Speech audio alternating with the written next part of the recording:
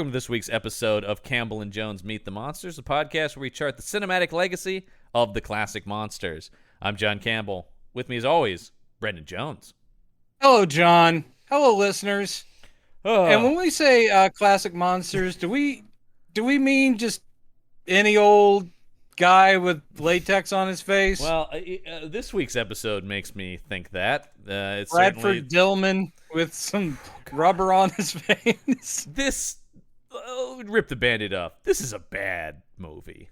This is a TV movie. Yeah. And actually, for a TV movie, it's still not great. But there were some pains. We got spoiled with the Night Stalker, man. We did. I mean, if anything, the positive I say about this week is this makes me realize just how good the Night Stalker really is. Absolutely. Because Absolutely.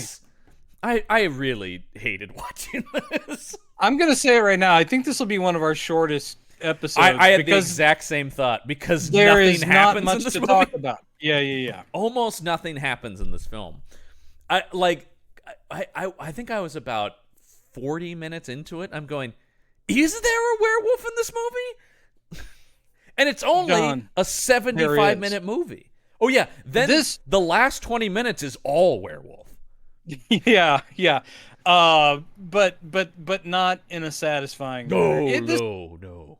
This is actually, because I mentioned I've read the novel. I did recently get the novel. Yeah. I'm curious to hear about that versus this. It's actually fairly close. Is that Everything right? has been simplified and truncated, obviously. Yeah. And there's a very big discrepancy, which I'll talk about. But essentially, the novel and this TV movie are built like, it's a murder mystery. Right. It's a whodunit. And even in the novel, they're playing for quite a while with your expectations of it might not be anything supernatural. It may just be a crazed guy. I will say that's a risky game to play. Because it is. I know there's a werewolf in this movie. It works better in the novel. Sure. And it would have so. probably would have worked better in the TV movie if the TV movie had not been promoted. And you can find old ads from like TV Guide promoting it and so forth. They basically put the werewolf. I mean, it's like, there it is. And then, so if you're going, oh boy, I'm getting a werewolf movie, you're going to be very disappointed. If you tuned in thinking it was a Southern murder mystery, then it still would probably seem a little slow, but then you would be totally shocked at the turn it takes when it becomes supernatural.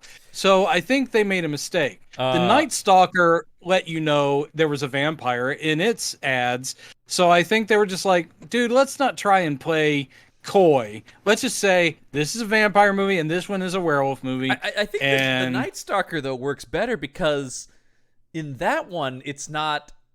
In that one, the evidence is pretty clear from the start there's a vampire, and it's the slow, acceptance that it is a vampire. Yes.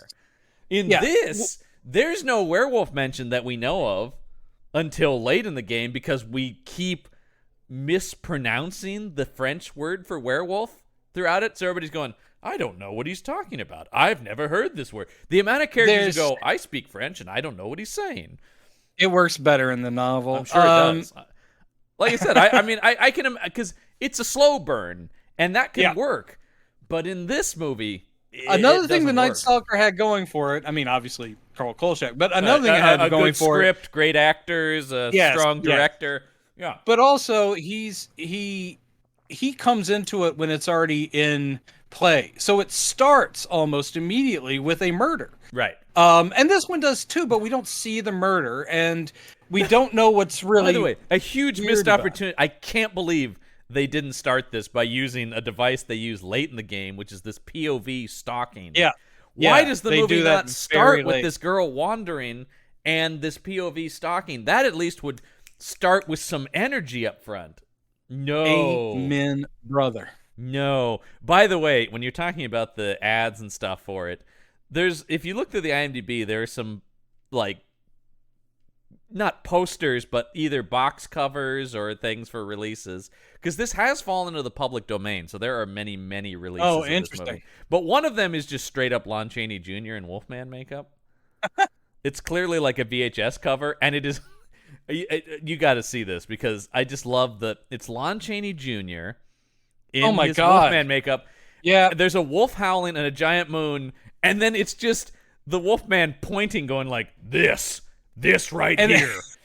the thing is, this shot looks like it was pre-Photoshop. Yeah. Because it looked like someone X-Acto knifed out of Famous Monsters, Filmland magazine, a picture of Lon Chaney's Wolfman, and then stock looks like airbrush painting of a full moon, and then a black and white photo glued on top of that of a howling wolf, an actual wolf. Yeah. And then just this very shitty like stars background with the moon of the wolf. But I swear it's almost like Wolfman recommends this picture.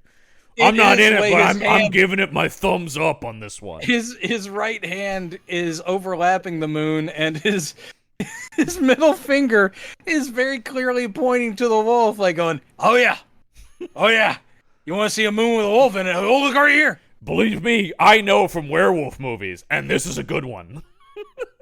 Holy mackerel, that is cheap. There's that and then the other one I want to talk about is this very cartoonish drawing of the wolf breaking through this door. Yeah. Not looking great. But honestly, not looking far off from what it looks like in the movie. I have to concur. They do a lot to not show this makeup. I will say there's a lot of long shots of it. That's a smart way to go, but then when you do cut in close, you're like, when you do cut in close, you're like, ooh, yikes. It's not so good. So for the folks at home, go to IMDb. I will say to the folks at home, there is one good close up of the makeup from the movie on the IMDb photo gallery. So if you want to get an idea of what it looks like, boy, it's not good. It's clearly based on the classic Lon Chaney makeup. Yeah. One thing that always drives me crazy, I've mentioned it before, is God damn, that looks awful. Is whenever a werewolf has different hair color than the person. Yes. Yep. Bradford Dillman is a handsome and dark complected, like he has black hair, black eyebrows. When he becomes this werewolf, it's this light sandy brown. It's this like delicate brown. And I'm like, why isn't the werewolf have black hair? Yeah. Why would your hair color change when you become covered in hair? We made the makeup and then we cast a guy, maybe. I don't know. Quite possibly. Yeah. And also, I feel like the real attitude is, who gives a shit? It's the ABC movie of the week. We just got to finish this thing. I always want to give them props when they bother to differentiate the wolf nose. Mm-hmm. Which, of course, a wolf's nose is a different color than its skin. It's usually blackish or possibly pink, depending on the wolf. So here they do this really sad looking overlay of, looks like they just took like eyebrow pencil and smeared it on the tip of the guy's nose. It looks so bad. Yep. He's just not. But as John pointed out, they don't spend a lot of time showing you the makeup. I think they know it's bad. They know it's bad, so they're trying to go, look, and if you're going to do that, he really should be ducking and dodging and moving, bobbing and weaving. It should be a very animalistic, fast move. He is not fast moving in this movie. No. Holy mackerel, this is the easiest werewolf to get away from I think I've ever seen. And actually, he goes down pretty easily. He goes down like a chump. Yeah. But he wanted it that way. Anyway, do you have any background on this movie? Nope. I didn't think Other than the fact that it was 1972, and I did look because I was like, I know it's also ABC, but is it ABC trying to compete with themselves because Night Stalker was so huge? But really, there's no way that they did this in answer to Night Stalker. No. Came out the same year. So I mean, they were probably in the works around the same time. They were probably finishing up Night Stalker around the time this was in pre-production. But they may have liked what they've seen of Night Stalker already and go, get another one of those monster pictures going. Could be. Yeah. But it's not a direct response to anything about Night Stalker. It also isn't similar to Night Stalker in very many ways, beyond sort of the murder mystery with the monster. There's some framing and things here and there and some music cues. I'm like, wow, maybe they were like, yeah, do a little editing here that looks like we did the Night Stalker. Yeah, people But like that, I guess. but the thing I brought up was about the novel. It's not much background, but the novel was written by a guy named Leslie H. Whitten, and the interesting tie-in was the fact that Jeff Rice, who wrote the Night Stalker novel, the Kolchak Papers, Yeah. had been later in the day slightly accused, not seriously, of possibly stealing from a novel called Progeny of the Adder, which was about a series of prostitute murders in Washington, D.C. that a retired cop starts investigating and turns out to actually be the work of a vampire. And Progeny of the Adder had been published before Kolchak Papers. However, it wasn't any kind of bestseller. Stephen King years later said, "Oh, I really like Progeny of the Adder. I recommend you read it." And that, because of the tie-in with Night Stalker, which Jeff Rice is like, no, he's in the clear. It's different enough. It just and zeitgeist. It's one of those things where it's like that seems like some parallel thinking, right? Yeah, but also, modernizing vampire stories was unique at the time, so it just seems like people struck on the same idea around the same time. Right. But so I went looking for Progeny of the Adder, a used copy, and the only thing I found was this paperback that was a combination of this and his other supernatural novel, Moon of the Wolf. I'm looking for a copy of Progeny of the Adder right now, and not easy to. I mean, you're going to be paying a lot out of for print. it. Yeah, in hardcover editions and book club editions. It's a thin novel, just like Moon of the Wolf is thin. So what I found was a $30 paperback, also out of print, that had both novels in one. Nice. So I grabbed that, and I went ahead and read Moon of the Wolf first, since we were going to be watching the movie. And it's decent. The guy's a good writer, and I look forward to Progeny of the Adder. The thing I liked best about his take on this story, and the thing that this movie totally ditches, and I can kind of understand why, but the novel takes place in the late 1930s. Takes place in Mississippi. This takes place in the movie takes place in Louisiana. Yeah. And the biggest thing is, this movie says in this Louisiana town, the poor folk live in what they call French Town, and they all speak French. Yeah. In the book, it is not called French Town, but it is where all the black folk live. And a lot of them were originally of Haitian descent, so they speak French. The character that Jeffrey Lewis plays in this movie, who's the first victim's brother, so the victim, the brother, and the old father who's dying, the one who has visions and babbles about the Luke-Karuk, they're all black in the book. And the book is about also the racial divide in this town. The sheriff character is non-racist at all, but there's this big divide between the rich Rodanth family, the Rodanthi family, and the people on the other side of the tracks, and their superstitions about, we got to burn sulfur because there's a wolf loose, and we're going to do all these things. All that is done in a way of, oh, they are so strange to us, these others, and they are our help. They work as our servants and all that sort of thing. So it takes a racial look at the whole story, and this movie dodges that. Yeah, and I think it's worse for it. I think that would have given it a little bit more impact, as a story. That would have had it would have had more of an intensity to it. There would have been something deeper there than this. And spoiler alert for anyone who is going to watch this movie, and we do not recommend that. I'm going to go ahead and say it right here. Please don't. One of the big changes they made was the doctor guy in town in this movie goes, "Oh, I knew Ellie was pregnant. I got her pregnant." That scene is insane. Well, the doctor is one of the worst swap overs from the book. This guy doesn't seem like he's ever been in the South, and he's the local doctor. Yes, that's right. I'm the doctor of this southern town. I mean, David Jansen's doing a decent job of sounding like he's from that area. I respected Jansen for doing the accent at the very, trying to do it. And I thought Jeffrey Lewis trying to do kind of the Cajun thing. I was like, yeah, that's all right. Jeffrey Lewis's subtlety is not a word I would use to describe his performance. In anything he ever did.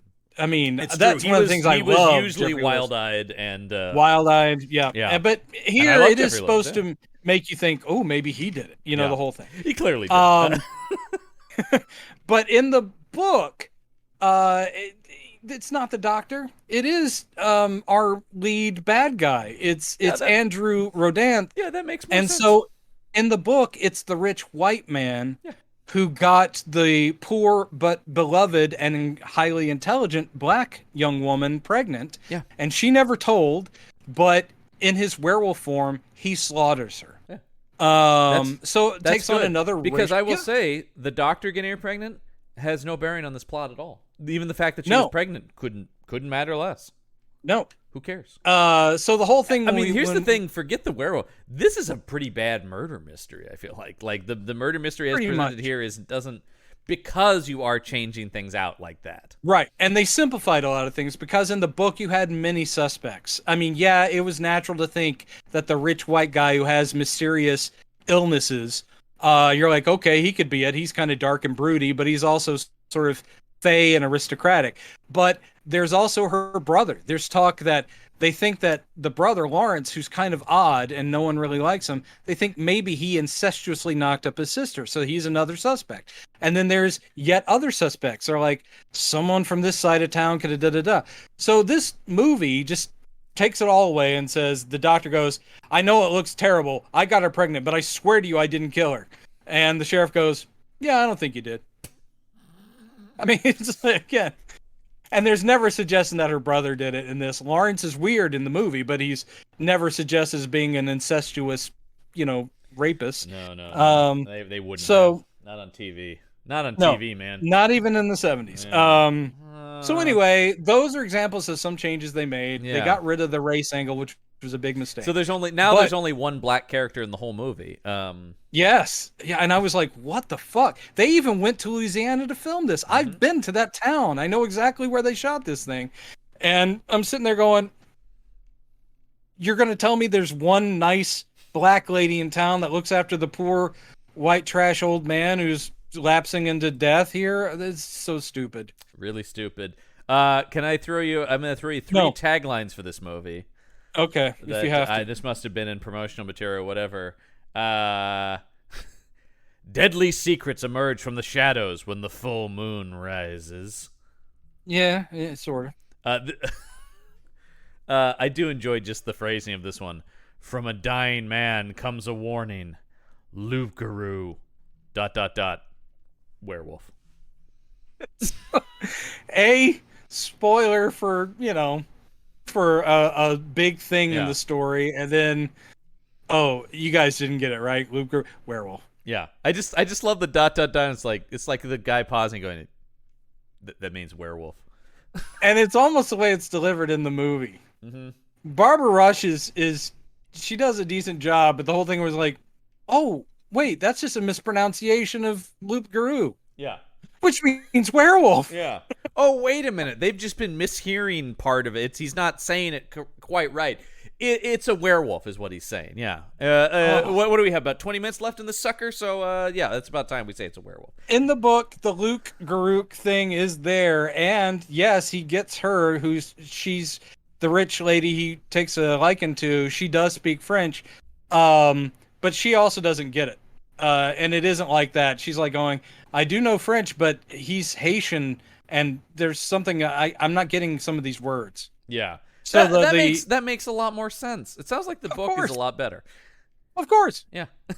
Almost always the book is better. And then finally we have a killer force, not of this world, sweeps shock and terror through a steaming Louisiana bayou. Ooh. Steaming Louisiana bayou. I don't think I saw it steam once. No, and I also just love not of this world. Actually, it is. It's a supernatural thing, but it is still of the world. That implies that there's a force from outside the world. Yeah. An alien werewolf. Now, hang on. I got to type this idea up. I have a movie. Alien werewolves.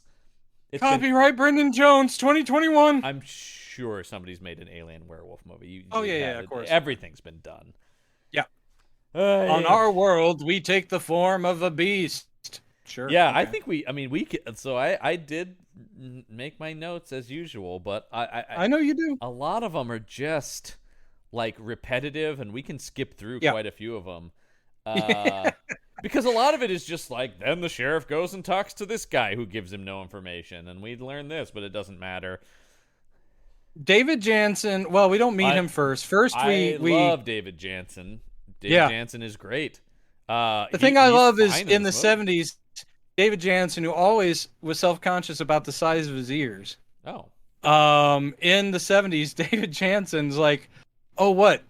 Sideburns are in? Perfect. In yeah. this thing, he looks like the werewolf for half the thing because he has these massively grown out sideburns that sweep over his ears to like look like hairy earmuffs. It's pretty great. I can't believe he's only 41 in this movie. He looks 55 easily. Well, I love the scene where the doctor guy is like going, I'm almost 50, damn it. And I'm like going, you are easily 58. Yeah. I mean, yes, when you live in the South and these people are sweating correctly, except for Barbara Rush, because she has to be Yeah. the Southern Belle type who does not sweat. But Jansen's all sweaty. He's got God, the yeah. pit stains. Which I do love, as we've talked about. I love a sweaty detective story. Well, if you're setting this in Clinton, Louisiana, which is where they shot this, and I know that town, I'm sorry, but I don't care what time of year they shot it, you were going to be sweating. Yeah. It does look, at least, where this should have been taking place. I know. That I'm actually surprised that this wasn't Burbank.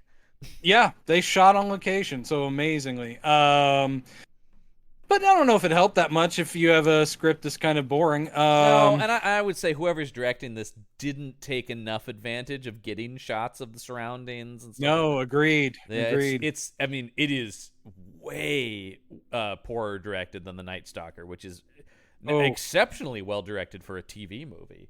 Yeah, this cannot help but really suffer from comparison to another TV movie of the quality of a Night Stalker. No, we but open I still on think a moon. For its time, they were, we open they on, were trying. Get this, a moon. It's a shot of the moon. Then dogs barking and going absolutely wild. They have lost their freaking mind. And we're introduced to our pair of lovable bumpkins, Tom Sr. and Tom Jr. Yep. They're the, what's their name? Garamons or something like that? Yeah, and we have, I mean, at least the older gentleman here, I recognize both of these guys. Oh, you got, what, Royal Dano in there? Yeah. And then the John Davis Chandler has been in a ton of stuff. Yeah, I mean, these are recognizable character actors from long stretches. They both had a lot of work. Also, how about the fact that these guys would later re-team in The Outlaw Josie Wales? They're also in that movie together. Both of them are in Both that? of them are in Outlaw Josie Wales as well. Oh my god. So that's kind of cool. Yeah. I don't know if they're playing father and son in that one. I don't think so, but that would be interesting. What a shame. What if they did multiple movies and they're just like, we just like this dynamic? If you guys ever watch it, again, we don't recommend it. But Royal Dano, you'll recognize, and I mean, Western's going way back. Yeah. Way back. Oh, yeah. And he made it all the way up to fucking Twin Peaks. I know, Jesus. I mean, he looks 100 in this. Well, yeah, yes. But that was the whole thing, is he was the ancient judge in Twin Peaks. Right. In 1990. And believe it or not, Twin Peaks isn't even his last credit. No, he was in the dark half, the Stephen King. Yeah, in '93. Yeah, little, yeah. George crazy Romero, career. Yeah, absolutely. But what is he? He's only, what is he? 50 here? Was he's not even 50 here. Oh my god. Let's see. Yeah. What? Yeah. No, he just turned 50 when this thing came out. Oh my god. Maybe people age differently then. That means right now you're looking at a person older than Royal Dano was when he made this film. It's one of those things where I'm like, I'm not the greatest with numbers, so I'm going like, no, but that's right. You're right. If he was born in 22, yeah. Good lord. Yeah. He was only 50 years old. He looks 80 at least. And he's also, of course, playing old. But I Yeah. mean, Jesus Christ. And that makes the doctor's line is like, maybe people just looked worse. Because that guy's like, I'm almost 50. And I'm like, God, no, you're like 60. Well, at I mean, David least. Jansen, I know, was a booze hound. Sure. But in And the drank. case of Jansen, his character never says his age. It's So true, it's but I'm not like saying you're like sitting there the going, fact that Jansen looks at least 10 years older than he is. I know why, because the man lived a hard life and hard living. Hard living. died at 48. So Holy shit. yeah, he went down. He Well, succumbed listen. to alcoholism. Well, listen, it takes a lot out of you when you're chasing a one-armed man who killed your wife, That and you have ages been you. That ages you. that will age you. God damn, that show is so good. I didn't kill my wife. I don't care. Yeah. Not in the show. Not in No, the but show. that movie That is was as good a movie adaptation of a TV show as exists. Yes, That was that's when you do it right. that. That's how you do it right. God, that movie's good. I think a lot of people I don't think I might actually have know. to rewatch that. I think a lot of people don't know that movie is based on a show. A lot of people who grew up watching that and stuff probably. Are just I will like, "That say The Harrison Ford movie." Fugitive was so great. Then it went too long, as Sure. TV shows often do. Especially that. But it's worth coming back for that last episode Great just last to episode. finally see it pay And, off. the ratings for that were through the roof. Were 'cause huge. Everybody wanted to see that. Yes, he finally catches the one-armed I feel like that man. was an early show that had people grasp like that in terms of it was going somewhere as opposed to just another Yes. adventure. Of It somebody. had an overarching storyline, and it's one of the few, especially for that period, that when they knew the end was nigh, they said, "Let us wrap it up and not just have it end." That So would be they a damn gave it a shame finale. if that hadn't had a proper ending. Oh my God. That would have been reason enough to make a movie. They're Yeah, like, yeah. you know what? We have to show Campbell finally catch the one-armed man. Yeah. You switch the samples. Sorry, that's what I always do from the movie is him pointing at the end going, you switch the samples. Yeah, they go out there, they find this body and they're like, oh my God. It's we know Ellie Bunny Foo. Bernie Foo. I will say I got almost no one's name in this movie. That's all right. And again, it's just because I read the book, and the whole most of thing my is, notes are like sheriff, doctor, rich guy. So the dead young lady, Yeah. and they don't make her out in this movie to be as special as she is in the book because she was actually going to go to college and become a doctor, which is something very rare that they mention. Here, it's just poor, pretty Ellie. She's been killed in the swamp and torn apart. No man could do that. This was done with someone's bare hands. Well, their first thought is a pack of dogs must have got her. Yeah, a pack of dogs must have got her. And so yeah, The sheriff shows up. Sheriff quick. shows up and he goes, "Oh no, tell me you didn't call the family." But they're like, "Well, sure, we felt they had a right to know." He's like, "Oh, this is gonna be bad."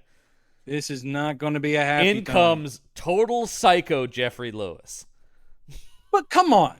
He's not being a psycho because he's a psycho. He's being a psycho because his sister has been torn to pieces in a swamp. All right, it's understandable here, but from here on out, he is an unhinged maniac throughout this whole movie. It's true.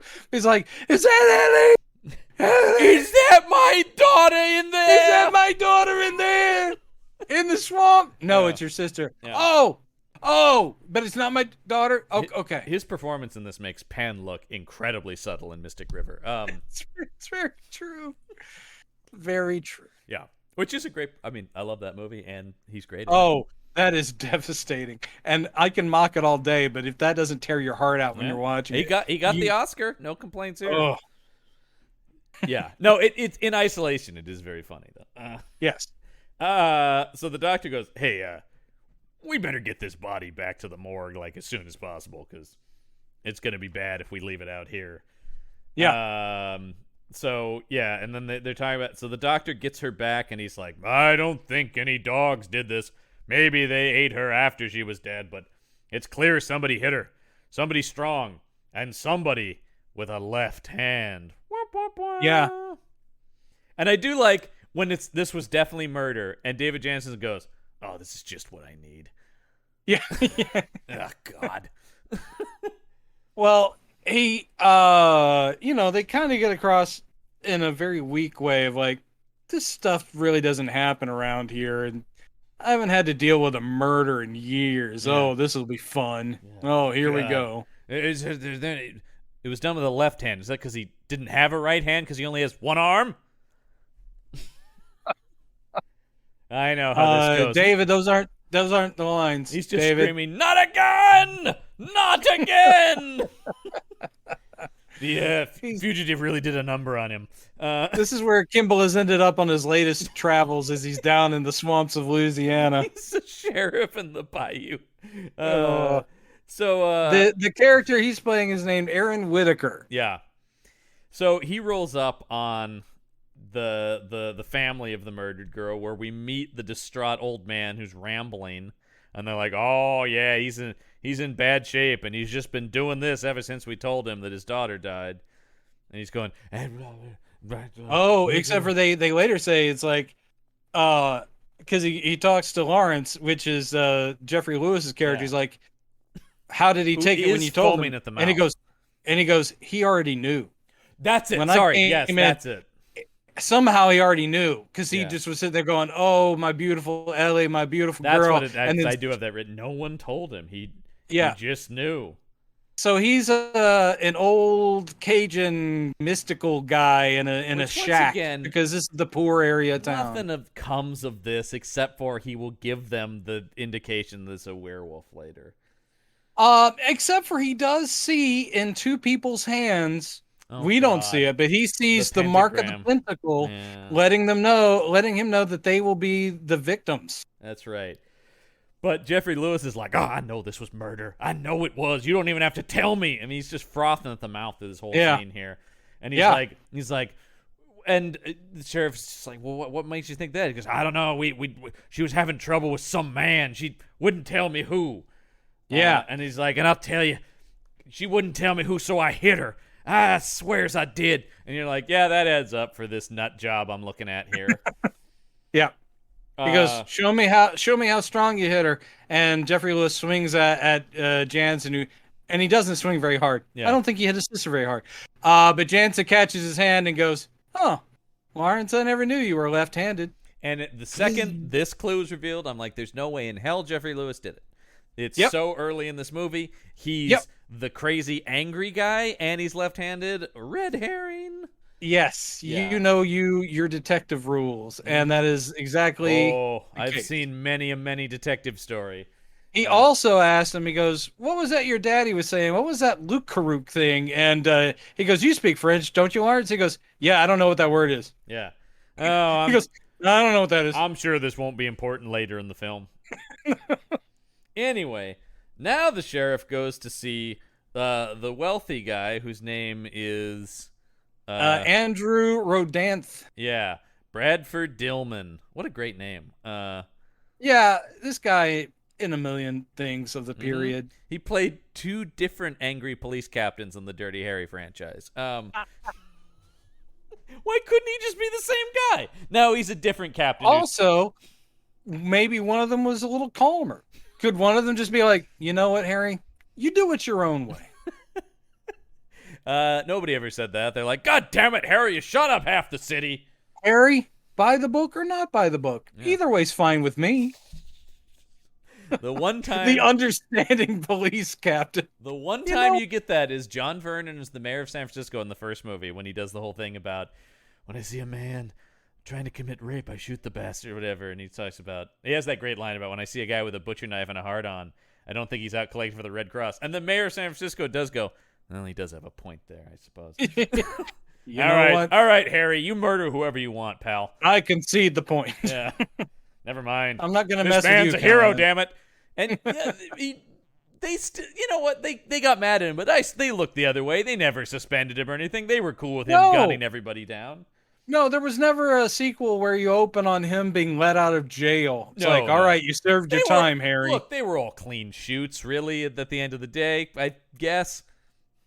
I'm sure a lot was brushed under the rug. Yeah. He got the job done. You probably couldn't make a Dirty Harry today, could you?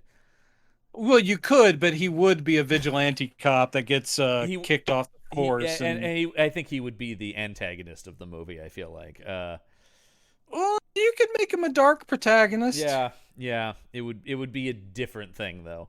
That was the time when we were Hmm. like, God damn right, we need cops shooting more people. That's exactly what we need. Asking them exactly how lucky they feel. Mm-hmm. So he goes over here and he's like, "Oh, we found a girl not too far from your property." And this guy at Rodanth is immediately like, "Well, I don't know anything about that. I was asleep in bed, sir. I didn't see a thing." And then out comes his sister, who's back in town, Yep. and oh boy, the sexual chemistry right away. Immediately, He essentially these mounts two. him, and I was stunned. I mean, it might as well have been because she's like, "Why is that Aaron Whitaker?" And within minutes, she's like, "I sure did always have a crush on you." And he's like, "Well, let me tell you, I had a crush on you as well." I was laughing during that scene. Not that the actors are bad. No. I mean, Jansen's solid, and Barbara Rush Jansen's- is actually doing a very good version of this character. The screenwriter did look at the book and go, "She is a chatty person. That's her defense mechanism. She talks too much," and it's in the book. But of course, the reason I was laughing, the book takes so much longer, and since it's in the 30s, there's a sort of social mores thing where Aaron Whitaker is from a lower class, and so it's not about I had a crush on you in high school. It's like, do I know? It's like I think we used to see each other in town, and they would only talk to each other over the hedge. Like he wouldn't this be movie's invited got inside. no time, man. It's No time. 75 She minutes. comes out. Yeah, she comes out. She's like, I had a crush on you in high school. He goes, well, I wish you'd said something because I had a crush on you. And then she says, do you want a bone later? And he goes, absolutely, ma'am.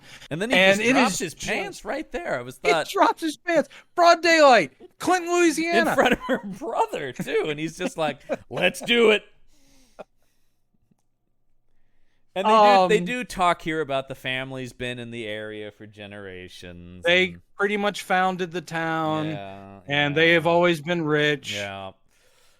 And immediately I'm starting to go, I have a feeling it's probably going to be the brother. Unless the only other twist I could see was it's the sister and he's covering for her. In the book, I kept thinking that too. That Because the whole thing is that I think that would have actually been more interesting. she had been out of town for a long time, and the fact that we just had a murder after Yeah. she gets into town. Yeah. I mean, the writer of the book's like dropping a little, like possibly it's this person. That would have been interesting. But the movie just didn't have that time. That would have been interesting because then it would have had the sheriff like her, but then have to shoot her at the end, and it would have been it would have been something. It would have been more dramatic. It would, yeah. And actually, the only thing that pissed me off about the book, even though I did not want her to die because he made her a likable character, Sure. is that she does get the pentagram in her hand. Yeah. The old man sees that happens in the movie too. Yeah. So the rest of the book, she gets very close to being killed, but she's not killed, and they have a happy ending. And I was like, oh, does that mean that the supernatural screwed up with that pentagram nonsense? Well, I took it that she is marked, but she kills the wolf before he kills her.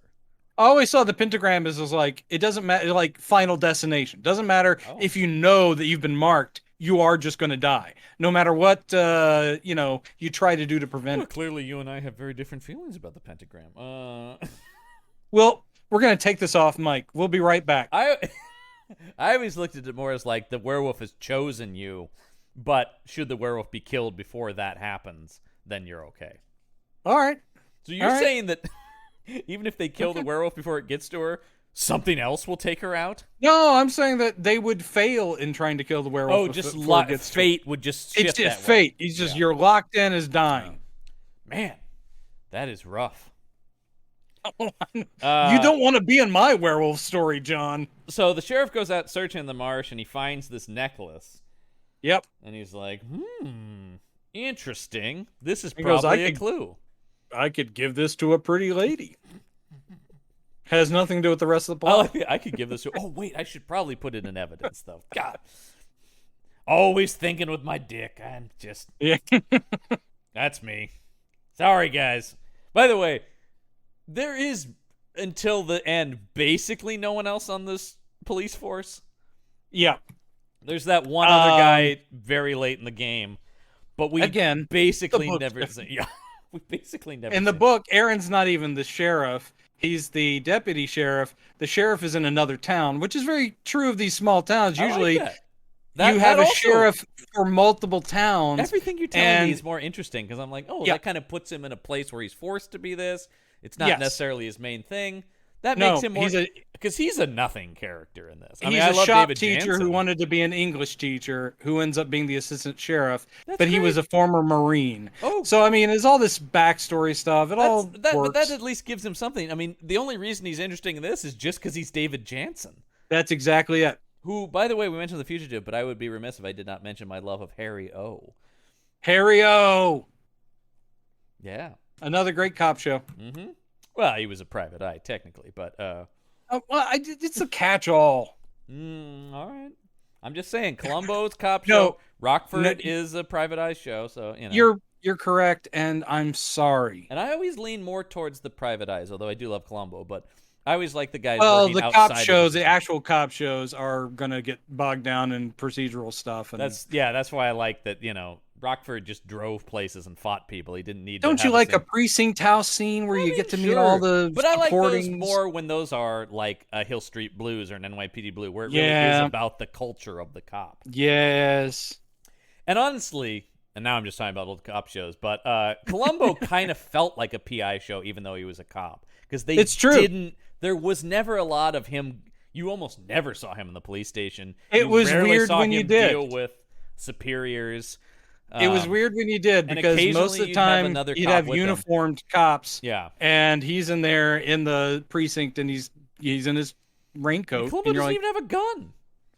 It's one of my favorite things about him. Oh, I don't carry one, which I did see on a board because, of course, I'm online reading people's reactions to Columbo episodes. But they had an actual former homicide cop. Goes, you cannot do that. Yeah, that would never be the case. I don't even. Yeah. That's insane. You cannot do that. That's not a choice. I think maybe Columbo's lying. And it's not till it's one of the real later episodes that he's packing heat. Well, no, I just think that it's probably in his car or something. He knows he has to have one. Yes, but he always talks about not having one. There's actually one episode where they talk about he's faking his firearms. Right. Yeah. Yeah, he has to register or retrain on the. I actually do like your idea that's like, well, it's back home in a drawer, I love it. Yeah. Oh, Columbo's the best. It is. And it's way better than this shit. It is.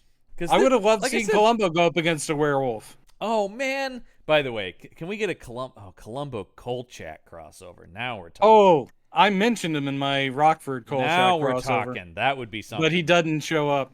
Because I do like now, just hold on. You telling me I would love to see him. It's a vampire? Columbo is never thrown by anything because he's so brilliant. Yeah. I would love to see him thrown by something that's supernatural.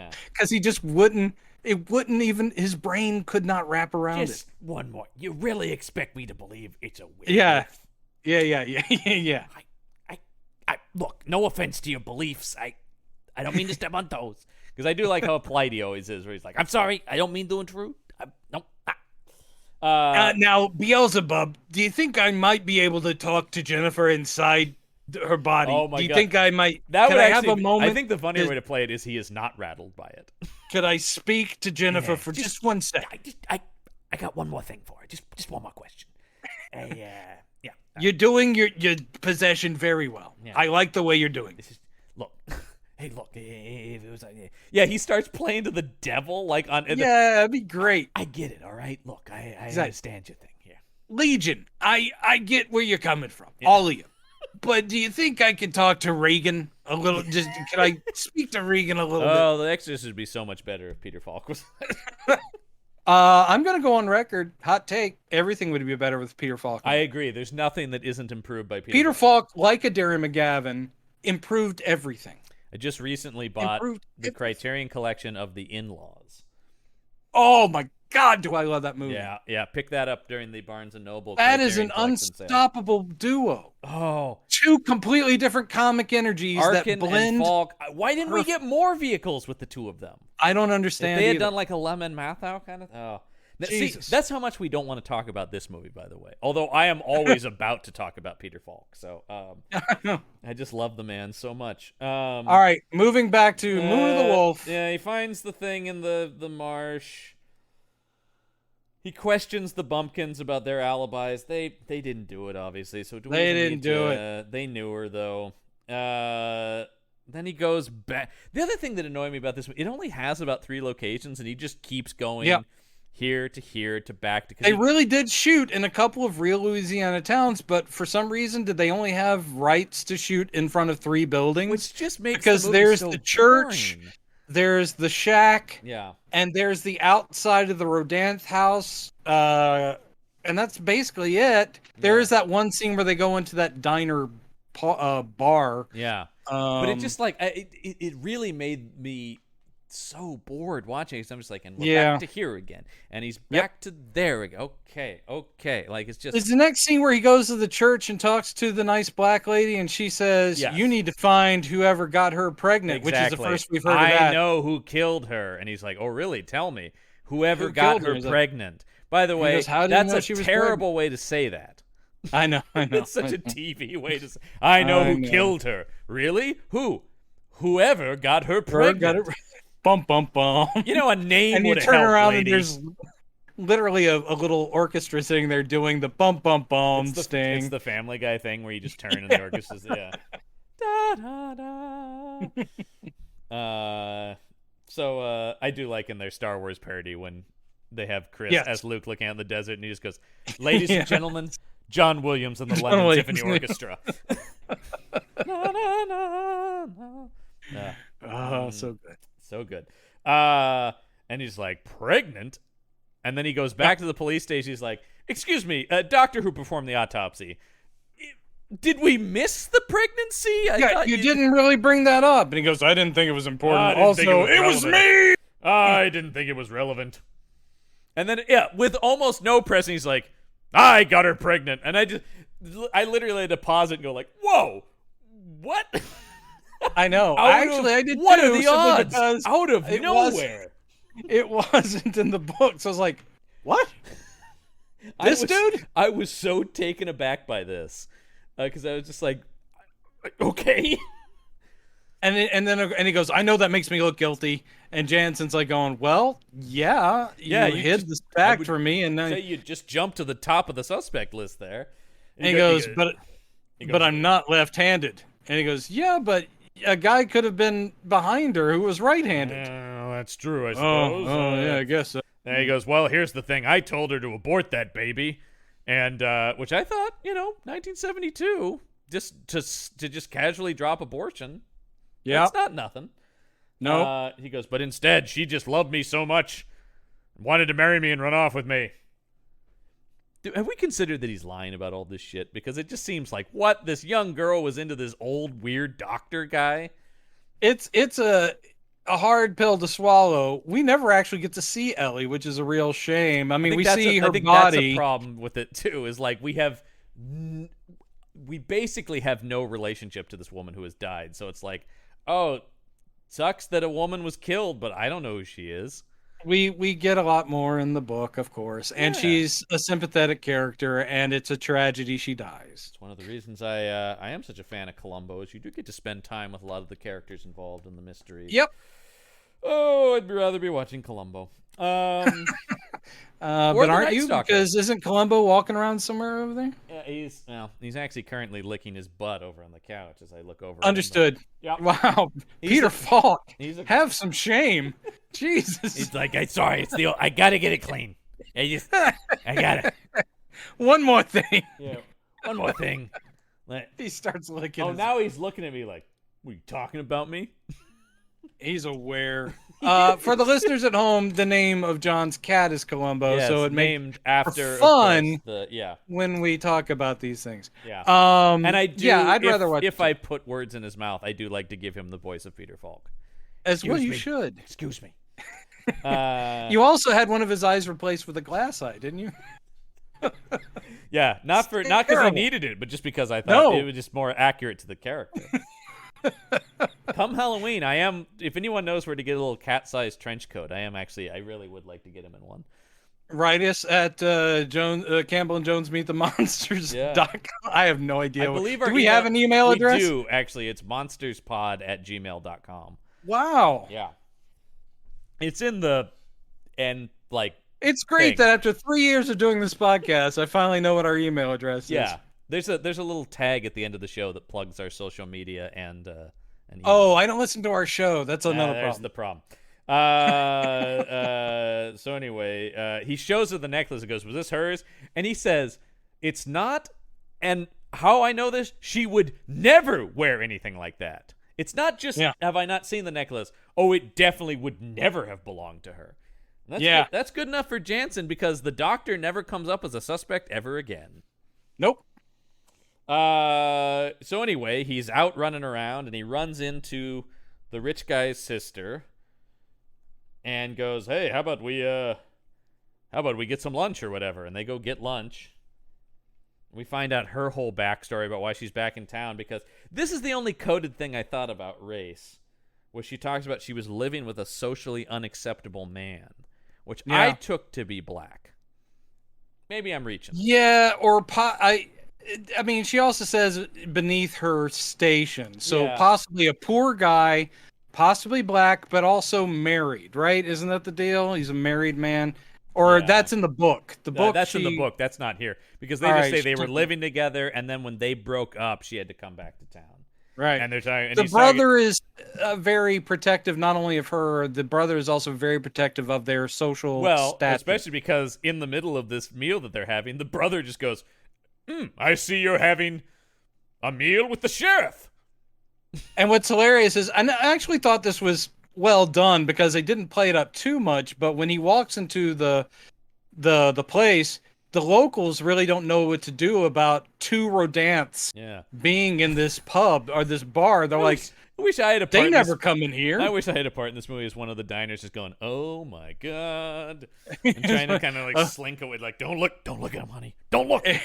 Everyone's like trying to straighten down their t-shirts, going, "It's good to see you, Mr. Rodan. Awful good to see you." Jesus, why are they both in here? It sure is a pleasure. Yes, yes.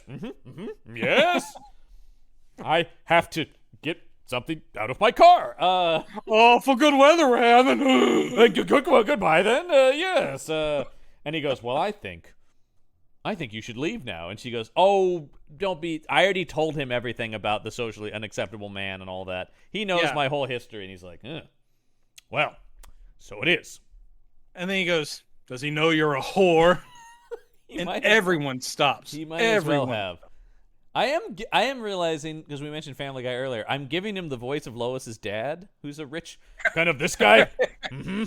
Yes. Griffin. Yes, that's right. Yeah. Because that is just what a rich gentleman sounds like in my head. So we cut back. They're both doing kind of Southern accents. Yeah, but they're gonna have that voice for me. Yeah. The old man is still screaming in his bed. The doctor has showed up to check on him.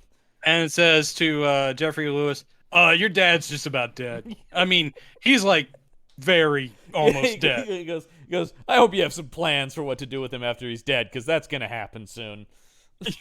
He really does put it that blunt. Doctor sucks. He's the worst. Yeah. And he's like, "What are you?" Oh. Yeah. And it's just like, and this is where Jeffrey Lewis is just like, "So you performed the autopsy on my sister, huh?" And the doctor's like, "Yes, I did." And he's just like, "You find anything unusual?" And he's like, "But other than the dog bites, no." And Jeffrey Lewis is just like, "He's lying."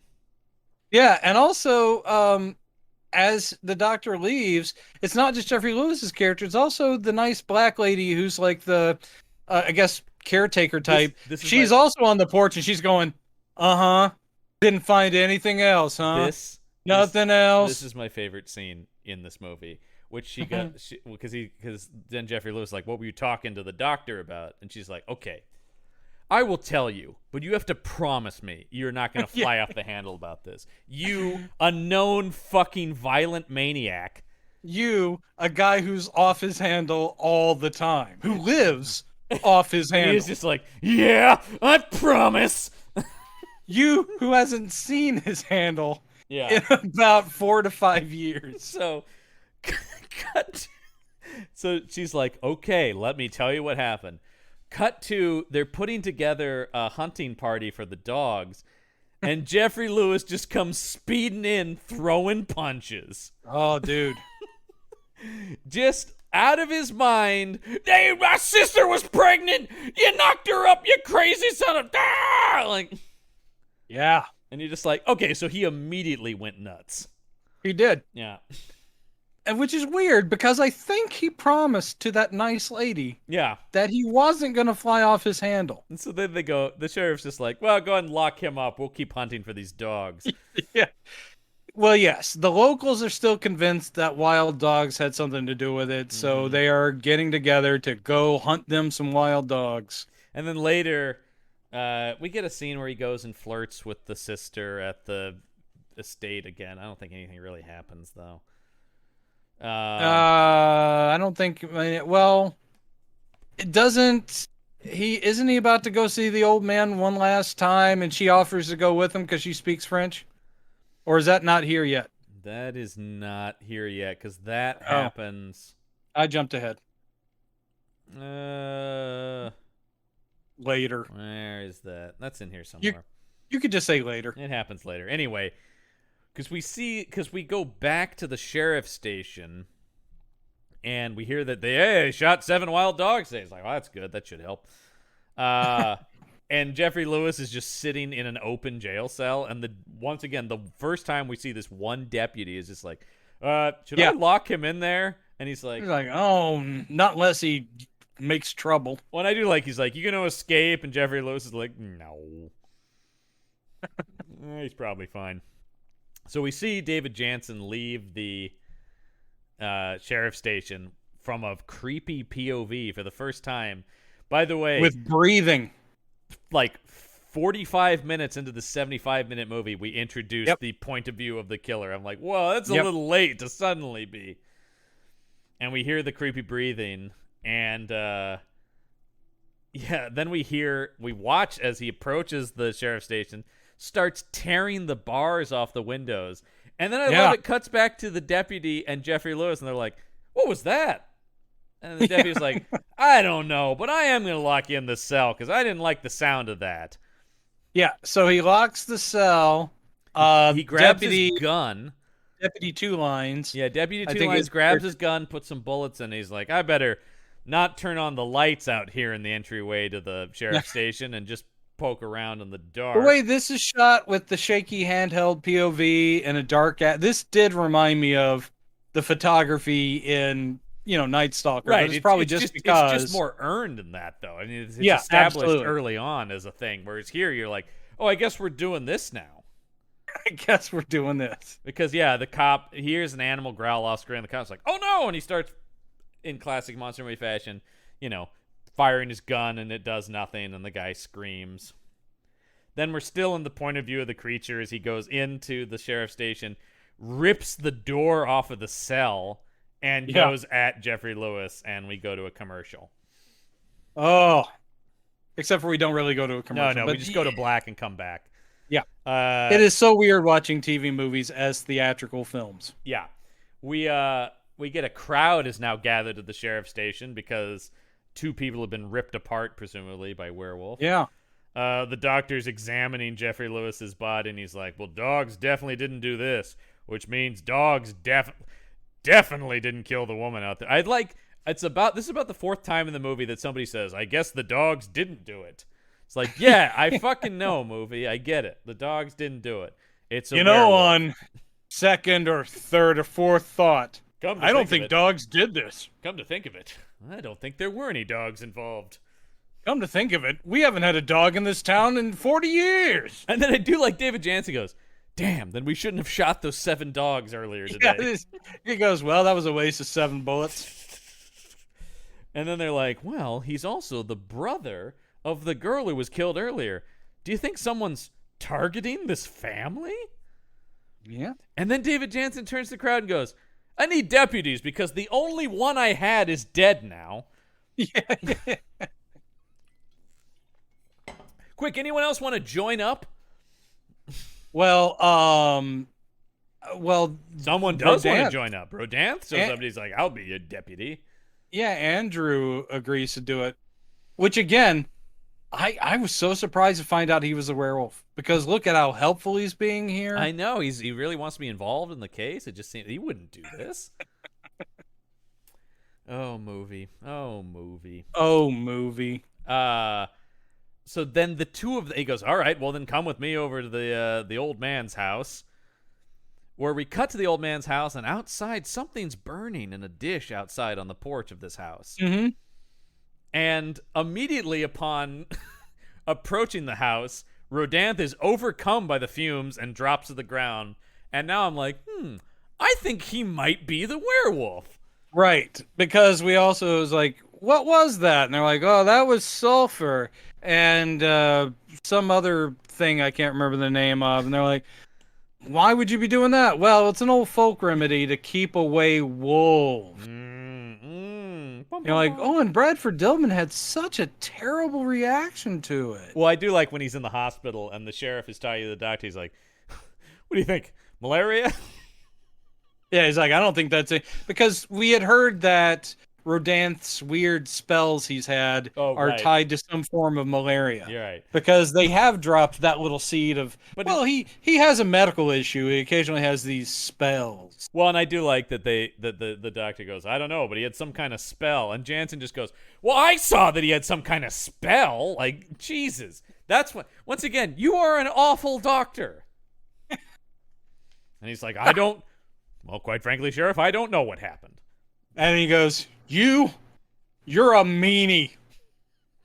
It's so strange the way he takes it and just goes, you're a meanie. I'm not sure we actually. Oh no, I'm sorry. We do see the doctor again, Brie. I was gonna say I don't think we see but he really doesn't have anything. We're not friends anymore. It's true. He just sort of drops out. Yeah. This almost has a slightly less ridiculous, but close to a Garth Marenghi's Dark Place vibe to it. Yes. It needs to be slightly stupider. It is, but like these scenes with the doctor and the sheriff give me that vibe about like, well, I don't know what happened to him, Sheriff. Once again, I just need Richard Ayoade and Matt. You know what I'm thinking? Android? One of the best lines in this show. Android? Supernatural, that sounds bang up your alley, Rick. I fucking love Which is, by the way, to our listeners, they just put it up on Amazon Prime. You can watch Garth Marenghi's Dark Place. I don't know why you haven't already watched it, but if you haven't, run. Don't walk. Yes, absolutely. And then follow it up with the film, What We Do in the Shadows, and then the series, What We Do in the Shadows. Yes, absolutely. And I can't wait for season 3. It starts in just a couple weeks as of the recording of this, but much already came and went by the time this has come out, I'm sure. Hey, future people, is it good? Yeah, tell us. Let us know. Is it good? I can't wait. Oh, it's such a good show. But no Jackie Daytona in this season. I did read that. Yeah, I mean, that's okay, though. Don't run it into the ground. One of the glorious, most wonderful episodes of TV. Yep. So the sheriff goes over now to Rodanth's house. He asks the sister about, like, anybody else in your family just have sort of random spells? She goes, well, you know what? Our grandfather actually did. Now that I think about it, yeah. And she's like, let me stand over here and reminisce about it, which gives David Jansen just enough time to find a framed photo of the sister wearing that necklace he found. Maybe she's the werewolf? She's not. Well, that's also solved pretty quickly. And he's like, well, I happen to have this necklace here in my pocket. She's like, well, where did you find that? I've been missing it. And he's like, I found it out in the marsh there. Well, that's weird. Like, oh, well, maybe it was stolen from me or someone took it. Yeah, that's interesting. Cut to them and the rich guy in Rodanth's hospital room. He's like, well, I gave it to the girl who was murdered. Oh, I guess that ends that mystery. Yeah. Oh, I got her pregnant. No, that was the doctor. Yeah. We all got her pregnant. No, because and then it gets really weird. He goes, well, I paid her for certain favors. And then Jansen gives him a look. He's like, get your head out of the gutter there, Sheriff. Yeah, this is a weird thing. And again, having read the book, I'm like, what? So the story in the movie is Rodanth needed certain things, and she got him certain things. Yeah. And as a token of thanks, certain things. Here's a pretty necklace for you. You're an awesome young lady. in the books, he's in love with her, and he knocked her up, and he gave her. It's not a necklace; it's a hair thing in the book, but whatever. That did belong to his sister, which is how it all gets tied in. Right, But right. here, it's just sort of like he killed Ellie as a werewolf for because she was around. Like there wasn't that emotional connection. No, no, and I just like she secretly brought me my medicine because the world Yeah, can't know I'm ill. yeah. I have a Uh. specific kind of malaria that needs certain medicines that she, in her folksy ways, knows how to Once get. again, watching this, I'm just going, none of this is compelling. Like none of the Nope. answers to this are interesting in the least. I did find it very startling when Louise, the sister, speaks up and goes, "Well, I got her pregnant." That was really. And that was like, wow, we need to get a medical textbook on this because Did we go into sci-fi all of a sudden? This is crazy. it's They're all crazy. Martin, this isn't your decade or your genre. The camera pans over to the corner of this hospital room. Yeah, and but our are friend you telling me you don't think this is crazy? You're I right, think Martin, this it whole is. story's crazy. I love that Martin is a continuing fixture of the show. We're gonna be doing movies Of from course. the 2000s, and Martin will Yeah. pop up in them. He is So- evergreen. He's immortal. He is. And then he's like, oh wait, one more question on my way out. Are you left-handed? And the guy goes, oh, actually, I'm ambidextrous. Luckily, lots of members of my family are. And this is where I really thought, okay, they are setting up the sister. The necklace, ambidextrous, other members of my family are. You were thinking of a more intriguing film than Yeah. you were going to get. And I did also think ambidexterity is strong in my family. I have it, my father has it, and my sister has it. I don't get it. Oh, What does that mean? It's a Do you have a reference- sister, Luke? It's a yeah. Oh, Jesus Christ. By the way, the more I watch that movie, the worse Return of the Jedi gets to me. There are some great moments, but the more I'm Great going moments. like, this has got I a know. lot of junk in it, though. I know. As a kid, I loved it, but and the older I 'Cause- get, the more I'm like, oh boy, this doesn't work. Dude, your vanity plate is Ewoks forever. Yeah, and I love me some Ewoks, man. I'm all about those Ewoks. Yup. Oh, God. So this is where he brings the sister to the old man's place. Yeah, it's like the old man's dying and he speaks French. I don't speak French. He might have some clues. She goes, "Well, I speak French. Can I go with you?" He's like, "All right." And then it's here that he sees the pentagram on her hand and freaks out. And then she's going, I just figured it out. I just figured out what he's He's saying. The saying Luke Karuk. Loop Karoo means dun, dun, dun, werewolf. No shit. No shit. 53 minutes into a 74-minute film. Oh, we are racing to the conclusion of this movie now. Yep, we are. Because right when they say this, we cut to Rodin in the hospital bed as his hand turns to fur.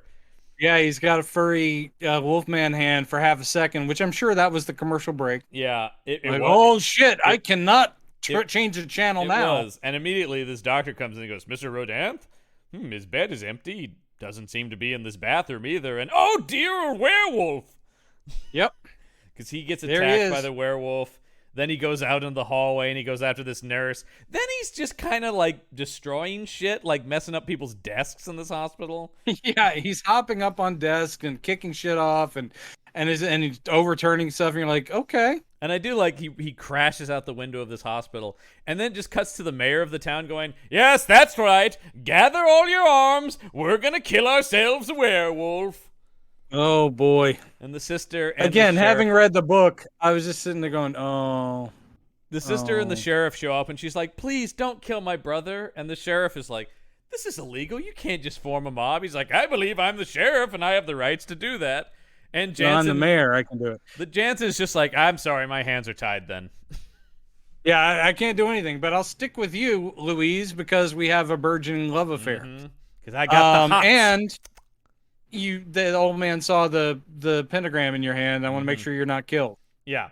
So he's like, but anyway, I'll take you home while this is all being dealt with. And she's sitting at home, and there's a knock at the door, and what's this? It's the werewolf. Oh no, wait! She blinks her eyes, and it's just David Jansen. Yeah, she has like a scared delusion for half a second. I hated that so much. Cheap scare. Yeah. Is this now? Did she have the werewolf knowledge there, or is it here? It's here that because he comes in, and he's like, "What's this book?" She's like, "Oh, I was just reading about lycanthropy." And he's like, "Lycanthropy? What does that mean?" And she explains it, but then she goes, "Well, for some werewolves, there are drugs that can contain their werewolf symptoms, but eventually it doesn't work anymore," which is a cheap screenwriting thing to explain why he all of a sudden has started attacking people as a werewolf. Yeah. Yeah. His medicine stuff. He's off his meds, Sheriff.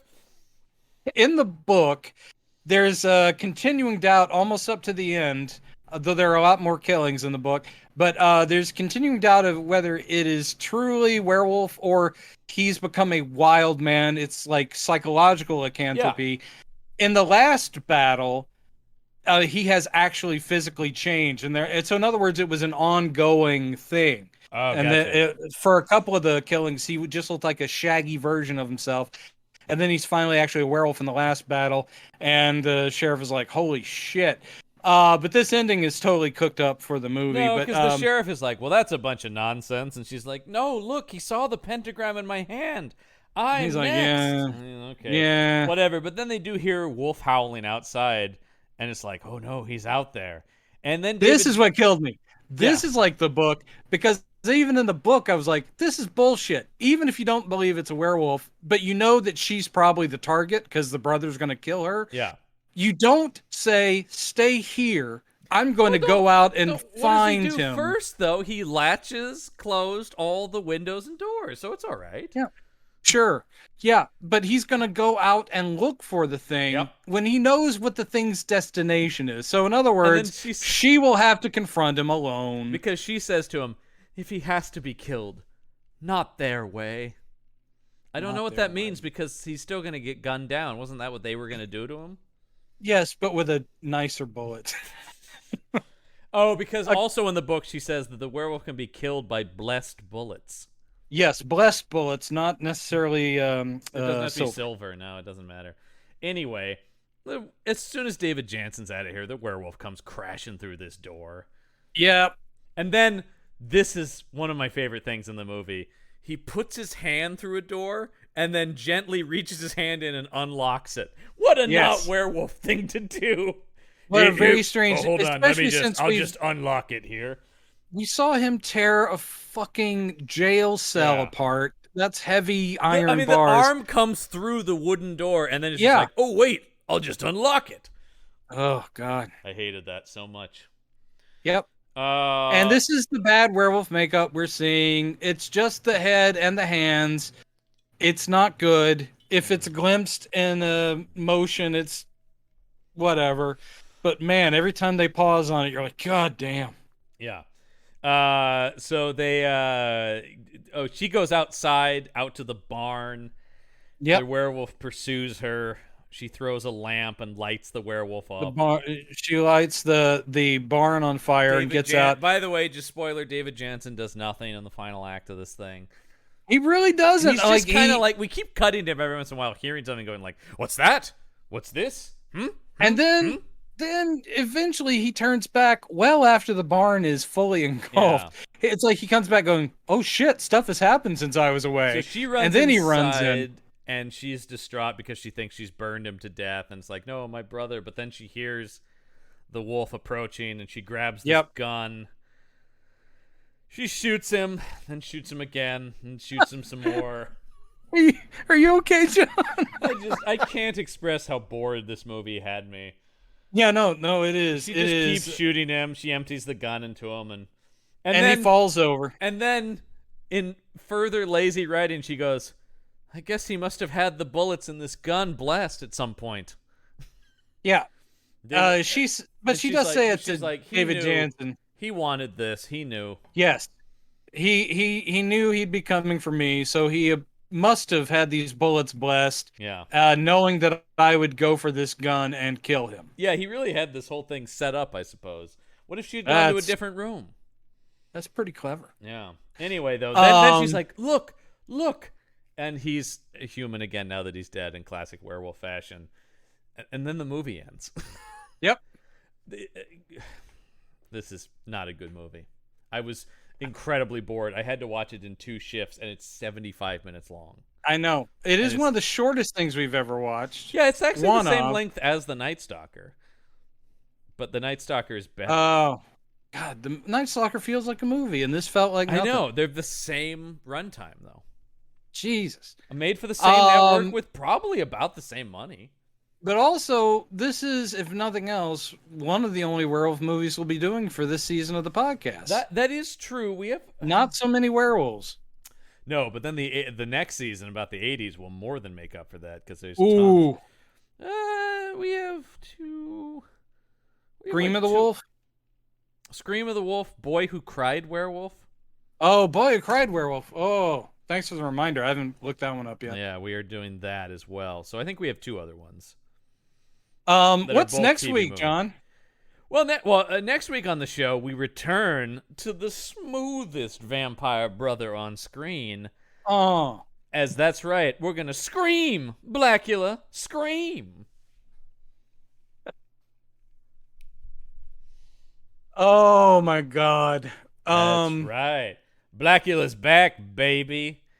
And is it you or him who's screaming? You tell me. You tell me. I hear that Blackula's one bad mother. Shut your mouth. I'm only talking about Blackula. No, I gotta say, I can dig it. If they did a new one, and I know it's tasteless, but would they're they actually, as a tagline, would they have Blackula Lives Matter? I hope not. God, I hope not. But it's so Me tempting. Too. It's so obvious. It's tempting. It's right there. It's right there. Blackula Lives Matter. Oh boy. Yeah, scream Blackula. Look, I'm excited for next week's movie because I do enjoy William Marshall, and also we get the very foxy Pam Grier. Oh man, she is a queen. I love Pam Grier. Often in material that was beneath her talents. Almost always in material that was beneath her talents. It took Tarantino to give her the vehicle she finally deserved. I gotta say, Tarantino is kind of a creepy dude, and but I've enjoyed all of his films. Yeah. But he really has been amazing at resurrecting late careers of some people. I mean for Forster, that one, and both her and Forster. Yeah, exactly. Yeah, and of course, David Carradine's Last Hurrah and Kill Bill. I mean, he dug people up, and you're like, great. He had Lawrence Tierney and Reservoir Dogs. It's like, come on. I mean, every one of his movies has somebody.